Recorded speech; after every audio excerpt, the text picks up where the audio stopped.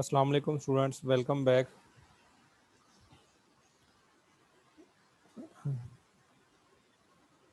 The second stabilization policy that we are going to discuss is monetary policy.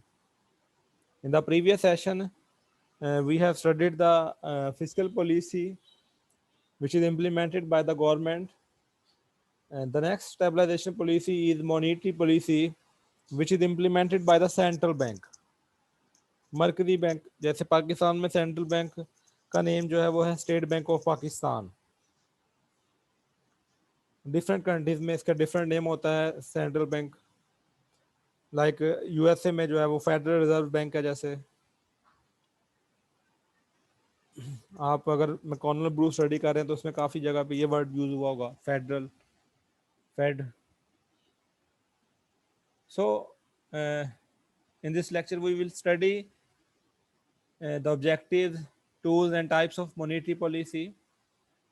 Here are the possible objectives of monetary policy: to control inflation or deflation, to increase investment via interest rate, to control money supply. So इस तरह के इसके possible objective हो सकते हैं। और obviously same way में एक वक्त में तो एक ही ऑब्जेक्टिव हम अचीव कर रहे होंगे, एक वक्त में एक ही वेरिएबल को टारगेट किया जा रहा होगा। ऐसा नहीं है कि हम एक ही वक्त में सारे ऑब्जेक्टिव्स को इकट्ठा अचीव कर रहे हो, इट इज़ इम्पॉसिबल। और ना ही वो अचीव होंगे, रेदर के आपको उल्टा मतलब वेरिएबल्स जो है वो एडवर्स डायरेक्शन में चले जाएंगे। सो ऑब्वियसली कोऑपरेशन होता है between physical policy, monetary policy, और अपने अपने अलग अलग टारगेट जो है वो सेट कर लिए जाते हैं यूजुअली। तो जिस चीज़ की ज़्यादा रिक्वायरमेंट होती है इकोनॉमी में उसके अकॉर्डिंगली जो है वो ऑब्जेक्टिव सेट कर लिया जाता है। सो जो ये आपके सामने लिखे हैं, these are the possible objective. इनमें से कोई भी ऑब्जेक्टिव हो सकता है या इससे हटकर भी ऑब्जेक्टिव हो सकता है, जरूरी नहीं यही हो। इन्फ्लेशन डिफ्लेशन को कंट्रोल करना, मनी सप्लाई को कंट्रोल करना, इन्वेस्टमेंट को कंट्रोल करना, इंटरेस्ट रेट को भी कंट्रोल किया जा सकता है इसमें, बिल्कुल।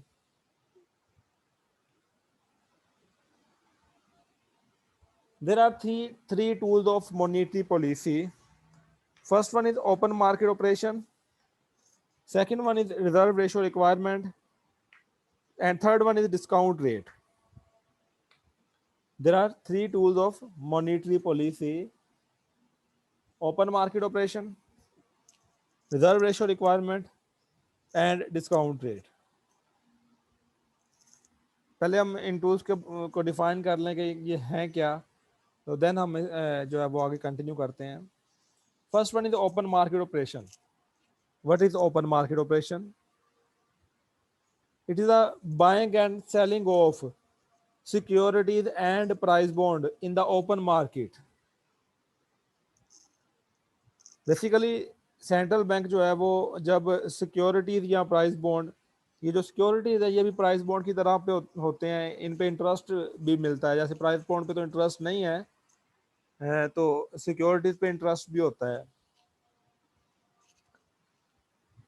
जो सेंट्रल बैंक जो है वो अगर ओपन मार्केट में सिक्योरिटीज प्राइस बॉन्ड को बाय या सेल करता है, this is open market operation.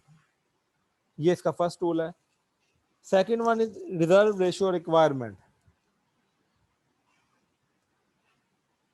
Reserve ratio requirement basically जितने भी कमर्शियल बैंक हैं वो ऑब्वियसली सेंट्रल बैंक के पास रजिस्टर्ड होते हैं। स्टेट बैंक के पास, जैसे पाकिस्तान में तमाम कमर्शियल बैंक रजिस्टर्ड है, तो ये तमाम कमर्शियल बैंक्स अपने डिपॉजिट्स की एक percentage as a reserve requirement जो है वो सेंट्रल बैंक के पास डिपॉजिट करवाते हैं। 15% है, या जो भी रिजर्व रेशियो रिक्वायरमेंट चल रही हो, 15% या 20% जो भी चल रही हो, तो तमाम कमर्शियल बैंक अपने डिपॉजिट्स का 20% जो है, अगर रिजर्व रेशियो रिक्वायरमेंट 20% है तो 20% जो है वो सेंट्रल बैंक के पास एज ए रिजर्व जमा करवाएंगे। So this is reserve ratio requirement. Obviously जो बाकी बच जाएगा कमर्शियल बैंक के पास, उनके वो लोन इशू कर सकेंगे या वो ड्राफ्ट में रख सकेंगे to meet the daily transactions. Third one is discount rate, the rate at which central bank gives loan to the commercial banks. Basically ये इंटरेस्ट रेट ही है, लेकिन कमर्शियल बैंक और सेंट्रल बैंक के दरमियान आपस में लेन देन पे जो इंटरेस्ट रेट चार्ज होगा उसको डिस्काउंट रेट का नाम दिया जाता है।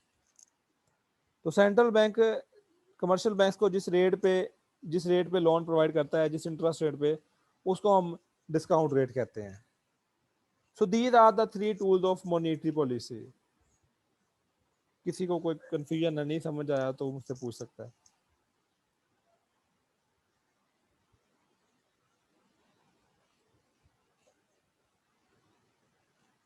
There are two types of monetary policy: expansionary monetary policy and contractionary monetary policy.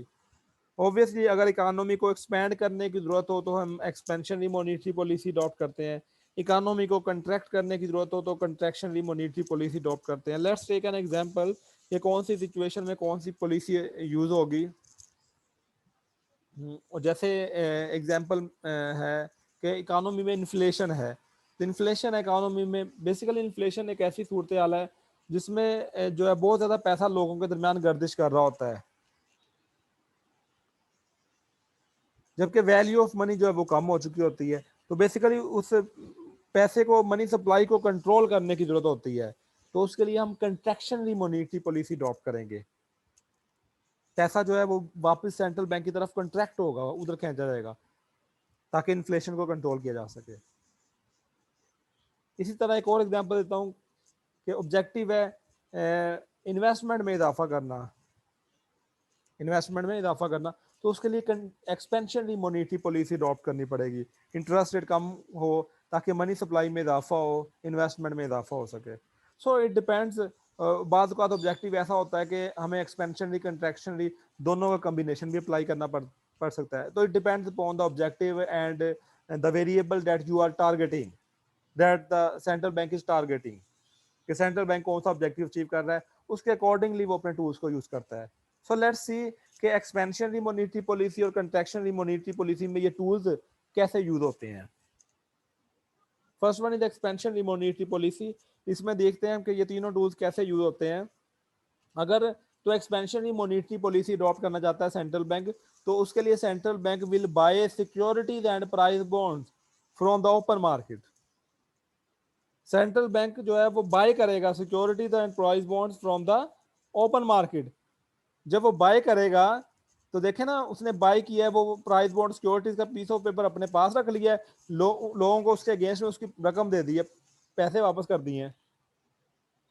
तो ये क्या है, लोगों में पैसा ज्यादा ट्रांसफर हो रहा है, मनी सप्लाई इंक्रीज हो रही है। This is expansionary monetary policy.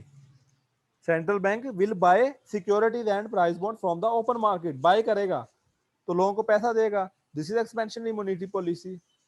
अगर हम सेकंड टूल को देखें तो वो रिजर्व रेशियो रिक्वायरमेंट कम कर देगा, decrease the reserve ratio requirement.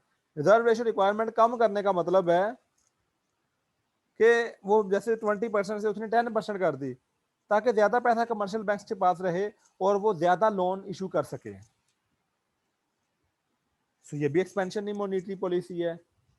And अगर थर्ड टूल को यूज करते हैं तो decrease the discount rate. Discount rate कम कर देगा, मतलब सब सेंट्रल बैंक कमर्शियल बैंक्स को जब लोन प्रोवाइड कर रहा है तो उससे जो इंटरेस्ट रेट चार्ज कर रहा है उसको कम कर देगा। जब सेंट्रल बैंक कम कम इंटरेस्ट रेट पर कमर्शियल बैंक्स को लोन प्रोवाइड करेगा तो आगे कमर्शियल बैंक्स भी जो है वो लोगों को कम इंटरेस्ट रेट पर लोन प्रोवाइड करेंगे, जिससे मनी सप्लाई में इजाफा होगा। तो that is expansion monetary policy. Means expansion monetary policy का मतलब है कि अगर हम मनी सप्लाई में इजाफा करना चाह रहे हैं,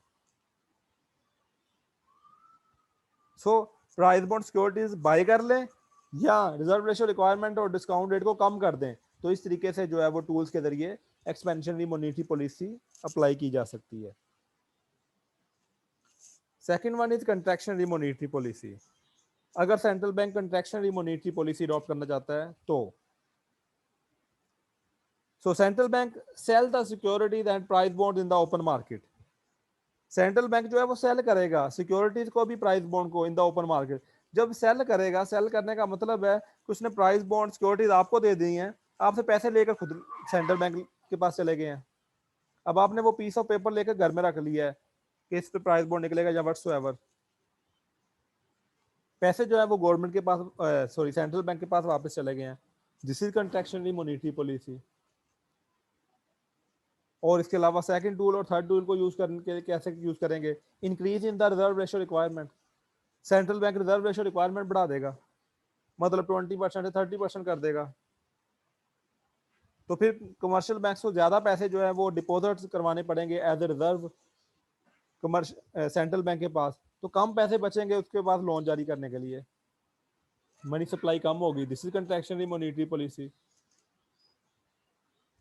डिस्काउंट रेट बढ़ा दिया जाएगा। जब सेंट्रल बैंक जो है वो ज़्यादा इंटरेस्ट रेट पर कमर्शियल बैंक्स को लोन इशू करेगा, तो आगे कमर्शियल बैंक्स भी जो है वो ज़्यादा चार्ज करेंगे from the public. Loan issue करते हुए लोगों से ज़्यादा चार्ज करेंगे, तो कम लोन इशू हो सकेंगे, मनी सप्लाई में कमी आ जाएगी। तो this is contractionary monetary policy. Securities को सेल करेगा या प्राइस बॉन्ड को सेल करेगा या डिस्काउंट रेट और रिजर्व रेशो रिक्वायरमेंट को बढ़ा देगा in order to apply the contractionary monetary policy. So it depends on the condition कि कौन सा टूल यूज़ किया जाता है और कौन सी टाइप जो है वो यूज़ की जाती है। बाद इसका कम्बिनेशन भी यूज़ किया जाता है in order to attain more than one objective basically. और मतलब कॉस्ट बेनिफिट एनालिसिस है जिसमें कम से कम कॉस्ट और बेनिफिट ज़्यादा हो, वो पॉलिसी अडॉप्ट की जाती है। Is there any question? यहाँ तक किसी का कोई क्वेश्चन है तो you are free to ask.